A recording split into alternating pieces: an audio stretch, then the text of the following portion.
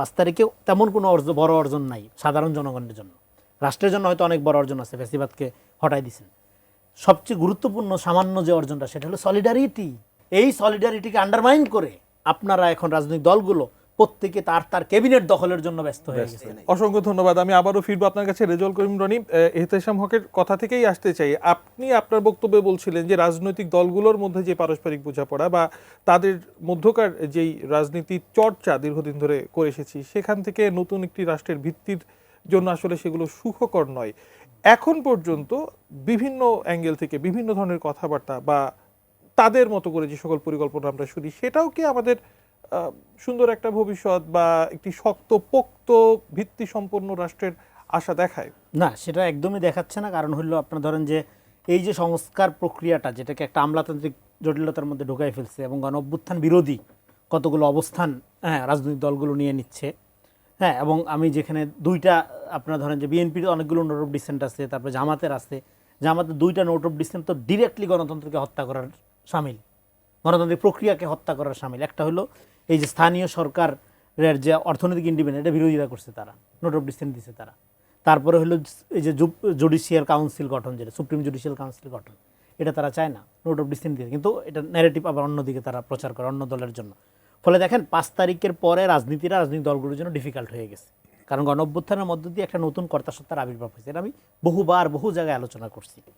তো 5 তারিখের পরে আমরা কেমন রাষ্ট্র চাই না সেই ব্যাপারে জনগণ রায় দিয়ে দিছে। এখন কেমন রাষ্ট্র চাই এটা গড়ার দায়িত্ব হলো রাজনীতিবিদদের। সেই রাজনীতিবিদরা এই দায়িত্ব পালন করতে গিয়ে এখন আপনার শুধু সংস্কার না, আমাদের পুনর্গঠন লাগবে রাষ্ট্রের। এখন পুনর্গঠনটা হইলো আপনি কিভাবে করছেন আমরা কিন্তু চোখ রাখছি। জামাত বিএনপি এই যে আপনারা যে বাকওয়াজি করছেন আমরা কিন্তু চোখ রাখছি। এই আপনারা সংস্কারের নামে বা পুনর্গঠনের নামে রাষ্ট্রকে গণতান্ত্রিকভাবে রূপান্তর ঘটাচ্ছেন, নাকি রাষ্ট্রকে আবারও একটা নিজস্ব দলের মতাদর্শ বাস্তবায়নের হাতিয়ার করে তুলছেন, আমরা কিন্তু চোখ রাখছি। এই জন্যই আমরা কঠোরভাবে এখনই আপনাদের সমালোচনা করছি, হোক বিএনপি হোক জামাত। আমরা অবশ্যই পুনর্গঠন চাই রাষ্ট্রের, কিন্তু সেই পুনর্গঠন প্রক্রিয়াটার মধ্যে দিয়ে কি ঘটতে হবে? ক্ষমতার সাথে জনগণের সম্পর্ক স্থাপন হইতে হবে। ক্ষমতাটা কোনো পার্টির সম্পত্তি হবে না। যে ধরেন একটা দল, তারা নিজেরা খুব সুসংগঠিত ক্যাডার ভিত্তিক রাজনীতি করবে, তাদের দল যা চাবে, দিন বললে দিন, রাত বললে রাত। নো, আপনার দল গুরুত্বপূর্ণ না, আমি গুরুত্বপূর্ণ। 5 তারিখে আপনার অর্জনটা কি? 5 তারিখে তেমন কোনো বড় অর্জন নাই সাধারণ জনগণের জন্য।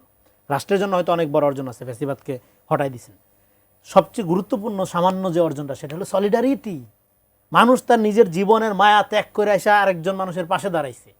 এইটাই হলো আপনার 5 তারিখের অর্জন। জনগণের সলিডারিটি কি বর্তমানে রাজনৈতিক দলগুলোর মধ্যে বিদ্যমান? এই সলিডারিটিকে আন্ডারমাইন করে আপনারা এখন রাজনৈতিক দলগুলো প্রত্যেকে তার তার ক্যাবিনেট দখলের জন্য ব্যস্ত হয়ে গেছেন। আপনি কিভাবে নিম্নকক্ষে পিয়ার হইলে আপনি বেশি ক্ষমতা দখল করতে পারবেন, আবার আপনি উচ্চকক্ষে পিয়ার না মানলে কিভাবে নিজের সুবিধাটা বেশি বাস্তবায়ন করা যাবে।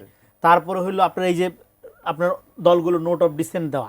নোট অফ ডিসেন্ট দেওয়া খারাপ কিছু না, কিন্তু আমি বলতেছি দেওয়ার মধ্য দিয়ে আমরা কি দেখতেছি যে কোন দলটা, একটা দল এবং ন্যারেটিভ পলিটিক্স তারা প্রচার করছে। ধরেন আপনি এখন আগে আমরা কি শুনছি, আওয়ামী লীগ সারাদিন বলতো বিএনপি খারাপ, খালেদা জিয়া কি এতিমের টাকা চোর, এই হাবি যাবে, এমন কোনো ন্যারেশন নাই। প্রচার না করছে। ইভেন জিয়াউর রহমান সাহেব ছিলেন তা পাকিস্তানের চর রাজাকার, এগুলো তার পদক কেড়ে নেওয়া। তার মানে কি আপনার এই যে একটা দলকে ভিলেন বানানো, একটা দল কত খারাপ এই ক্যাম্পেইন না করলে নিজের ভালোত্ব প্রকাশ করা যায় না, এটা ফ্যাসিবাদের সূচনা।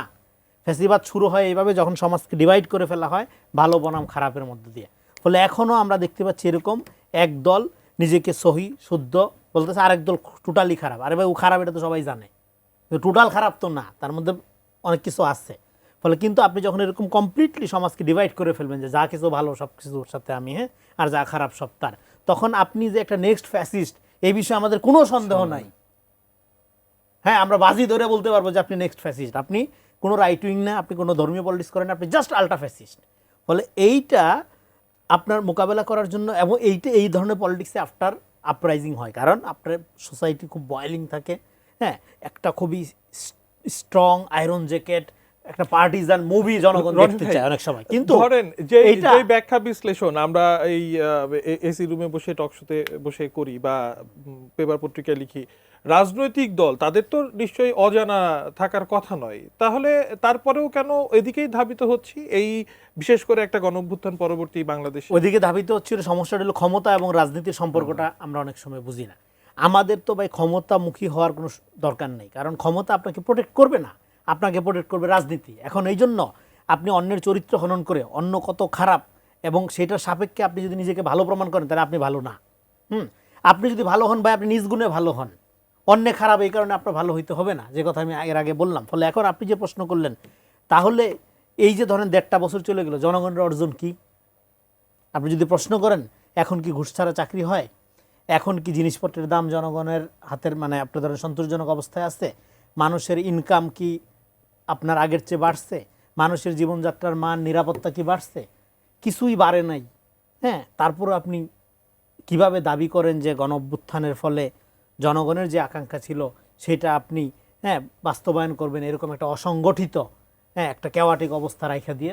তার মানে কি আপনাকে খুবই সুন্দরভাবে খুবই দ্রুত একটা স্টেবল অবস্থার মধ্যে যেতে হবে, এবং স্টেবল অবস্থার মধ্যে যাওয়ার জন্য রাজনৈতিক দলগুলোর ক্যাবিনেট দখল করা মূল লক্ষ্য হইলে হবে না, তাদেরকে রাজনীতি দখল করতে হবে। রাজনীতিটা তো নাই ভাই, আপনার 15 বছরে বিএনপি জামাত এখানে মাইর খাইছে না, জনগণ কেন রাজনীতিবিদদের নামে আবারও নাই? রাজনীতির কাছে ফিরতে হবে হ্যাঁ, আসলে। রাজনীতিটা করেন আপনারা কেন? একটা নন পলিটিক্যাল বা অদলীয় ব্যানারে গণঅভ্যুত্থান হইলো, এইটা শুধু যদি আপনারা বোঝার চেষ্টা করেন তাহলেই তো আপনাদের যা করার দরকার সেটা আপনি সহজেই করতে পারেন।